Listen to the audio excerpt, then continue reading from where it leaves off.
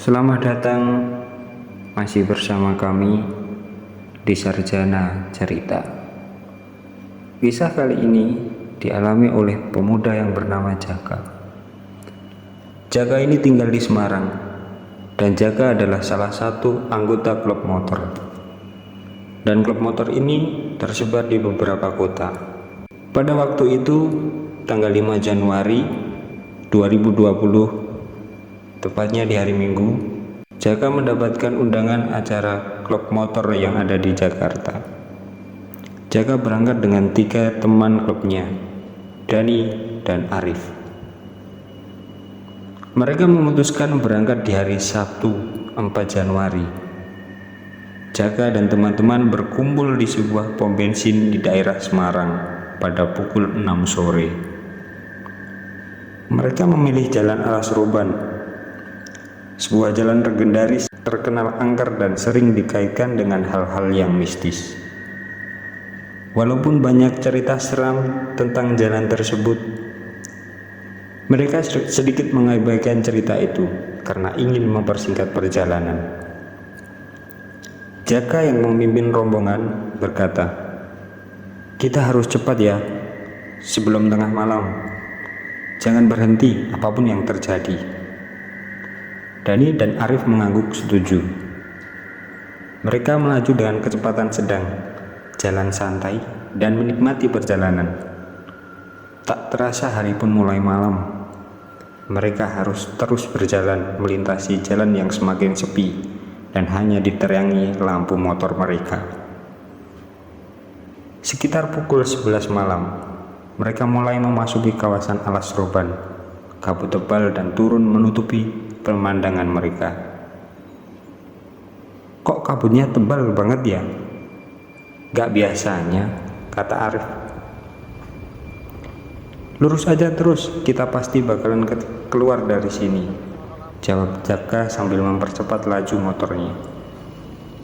Namun, semakin jauh mereka melaju, jalan semakin sunyi dan pepohonan semakin rapat.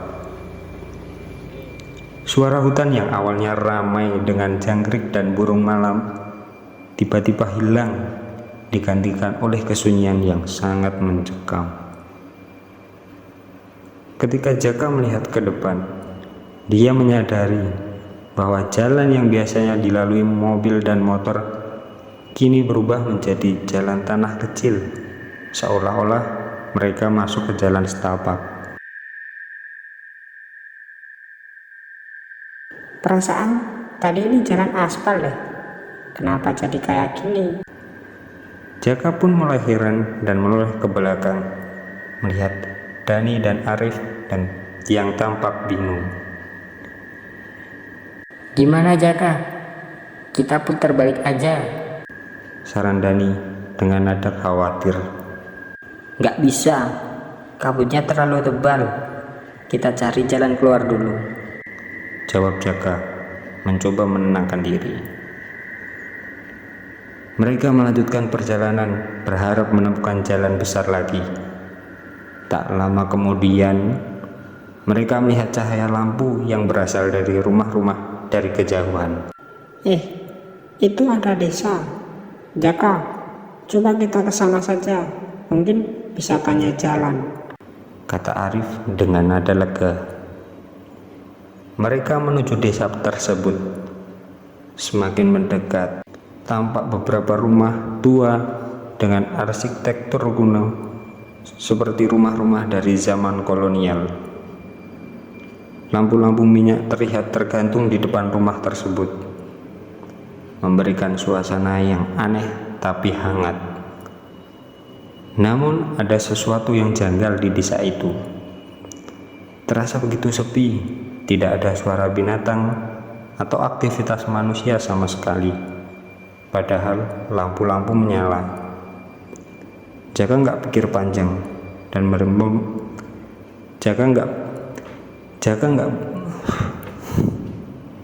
Jaka nggak pikir panjang dan memberhentikan motornya di depan salah satu rumah dan mengetuk pintunya.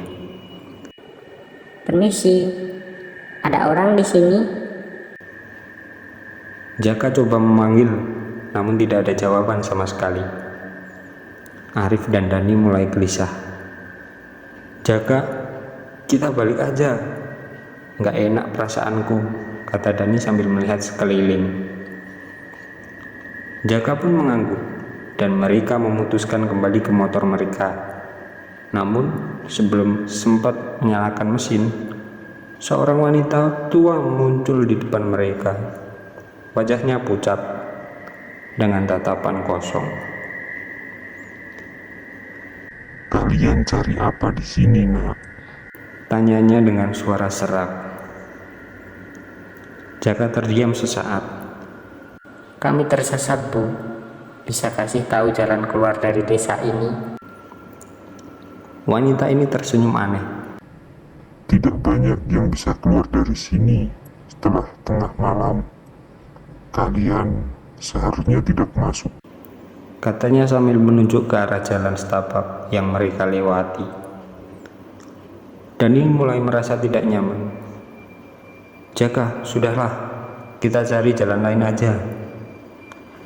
Mereka segera menyalakan motor dan berusaha keluar dari desa itu.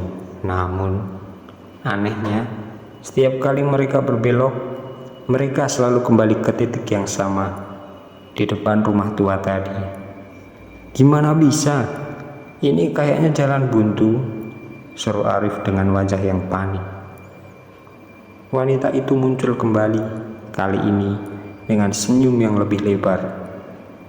"Kalian tidak bisa keluar. Ini desa kami.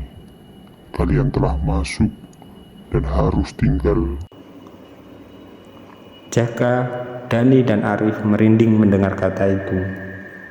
Mereka memacu motornya lebih cepat, mencoba berbagai arah, tetapi hasilnya tetap sama.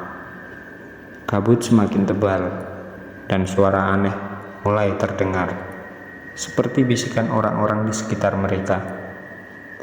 "Cepat Jaka, cepat!" seru Dani. Kali ini suaranya bergetar ketakutan. Jaka semakin panik, dan tiba-tiba mereka melihat sosok-sosok lain muncul di sepanjang jalan. Sosok dengan wajah pucat dan mata kosong memandang mereka dengan tatapan hampa.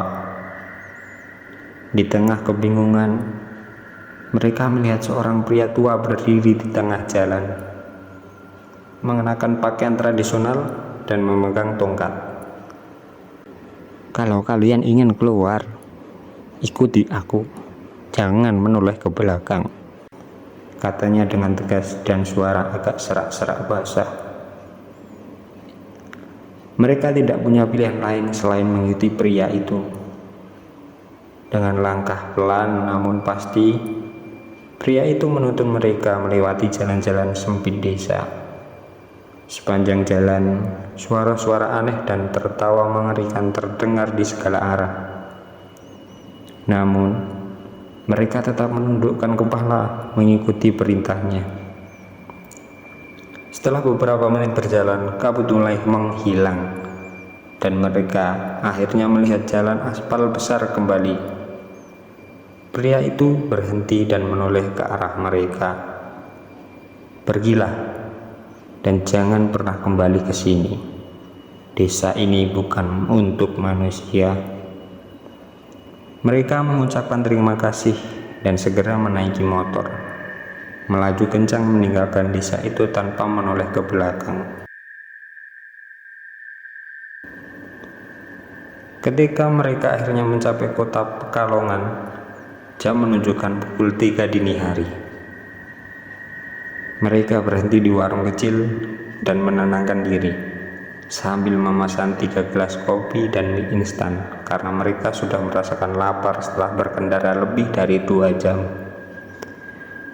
Bapak penjaga warung bertanya kepada mereka, "Kalian lewat mana tadi, Nak?" Jaka menjawab, Kami tersesat di sebuah desa di tengah hutan tadi. Tapi untungnya ada orang tua menolong kami keluar. Bapak itu terdiam sejenak. Wajahnya berubah serius. "Kalian pasti masuk desa gaib di Alas Roban. Banyak yang tersesat dan tidak pernah keluar lagi. Kalian beruntung bisa keluar, ucap bapak penjaga warung. Jaka, Dani, dan Arif saling memandang dengan wajah pucat. Mereka tahu apa yang mereka alami bukanlah hal biasa. Mereka telah memasuki ke desa yang tidak seharusnya mereka temui, dan beruntung bisa kembali dengan selamat. Setelah merasa tenang dan perut sudah terisi, mereka memutuskan untuk melanjutkan perjalanan. Perjalanan dari Pekalongan sampai Jakarta mereka lalui tanpa kendala dan tidak ada hal yang aneh mereka alami. Tepat pukul 7 pagi, mereka sampai tempat acara dan mengikuti acara hingga selesai pukul 4 sore. Mereka berencana memilih jalan lain untuk pulang dan menghindari jalan Alas Roban karena mereka masih merasakan takut. Begitu ceritanya, kisah yang dialami Jaka, Dani, dan Arif. Buat teman-teman yang ingin melakukan perjalanan, baiknya berdoa terlebih dahulu. Dan cerita ini tidak untuk menakuti kalian, melainkan cerita ini mengajarkan bahwa kita harus tetap hati-hati saat di perjalanan. Sarjana cerita pamit. Jangan lupa like, komen, dan subscribe.